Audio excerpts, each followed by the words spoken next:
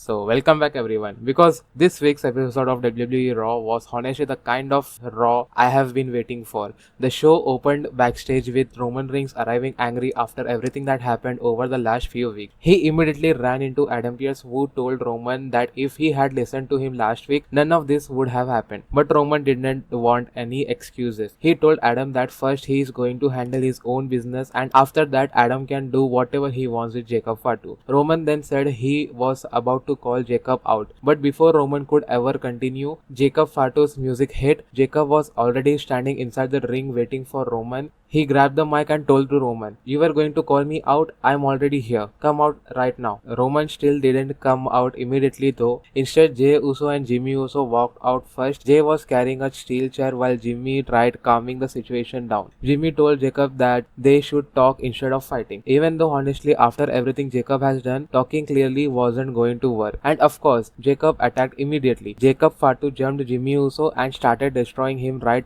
there in the ring. Jey tried stopping him and smashed the chair across Jacob's back, but somehow Jacob barely reacted. At this point, the guy seriously feels immortal. Jacob then went after Jey too and started taking both Usos apart. That's when Roman Reigns finally made his entrance. Roman rushed into the ring and instantly went face to face with Jacob Fatu, but Jacob attacked him too and locked in the Tongan death grip. Luckily, Jey and Jimmy were still there. Jey hit with a super kick on Jacob. Jimmy followed with a splash, and together they trapped Jacob against the rope. Roman then unloaded with multiple Superman punches before finally hitting a huge spear on Jacob Fatu.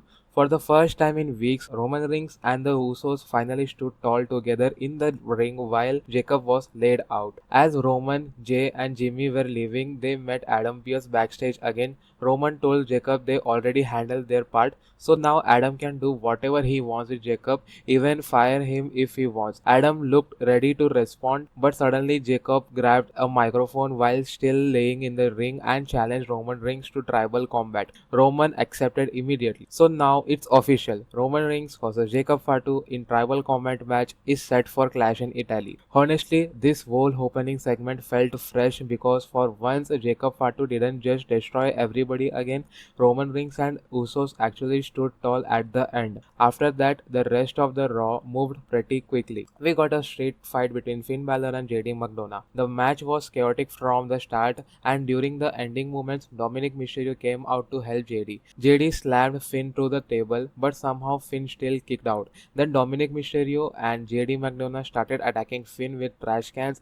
JD held Finn in the place where Dominic tried hitting him, but Finn reversed everything at the last second. JD crashed onto the trash cans instead. Dominic got thrown out of the ring, and Finn quickly hit his finisher on the JD onto the trash can for the win. After that, we got a segment between Becky Lynch and Sol Ruka. Then we got a match between the original El Grande Americano team and the fake El Grande Americano team, and surprisingly the fake team picked up the win. After that, Paige and Bray Bella defended their World Tag Team Championship against Roxanne and Raquel Rodriguez. Paige and Bray Bella managed to retain the titles pretty comfortably. But after that match, Judgment Day attacked them from behind. Luckily, Bayley and Lyra Valkyria came out to make the save before things got worse. Then came the craziest moment of the entire night. Oba Femi came out for his open challenge, but before he could even fully enter the ring, somebody attacked him from behind. Then the lights came back on, and guess what? It was Brock Lesnar. Nobody expected this at all. There had been rumors for months that Brock was retired, and even WWE was basically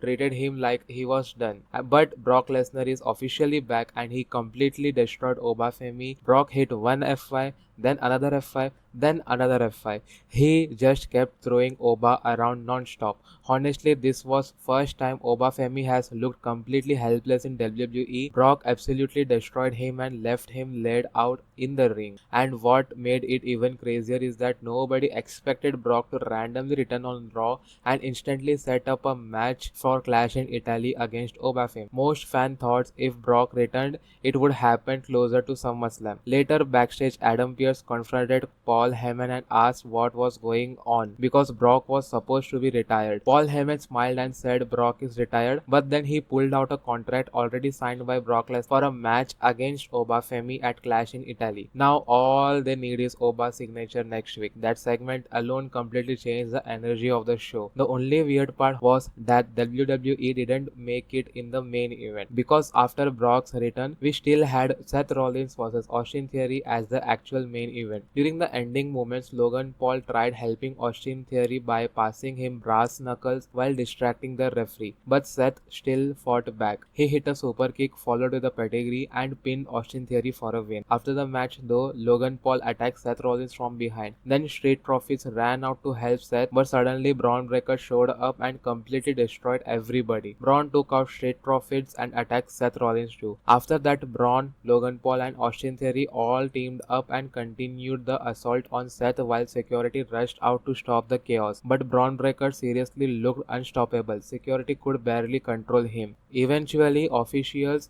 separated everyone while Adam Pearce screamed at them backstage, saying he was tired of all this chaos every single week. Meanwhile, Seth Rollins looked completely frustrated because he realized he was badly outnumbered and didn't really have anyone he could fully trust on. And with Seth Rollins laid out and furious, Monday Night Raw finally went off the air. Honestly, this episode really delivered very well. The Roman Reigns and Jacob Fatu story finally felt different after weeks of basically the same thing happening over and over again. This time Roman and the Usos finally got some revenge, and then Brock Lesnar's return completely shocked everyone. Unexpected moments like that are exactly what makes wrestling exciting again. Overall, this was one of the better episodes of Raw we have had in a long time.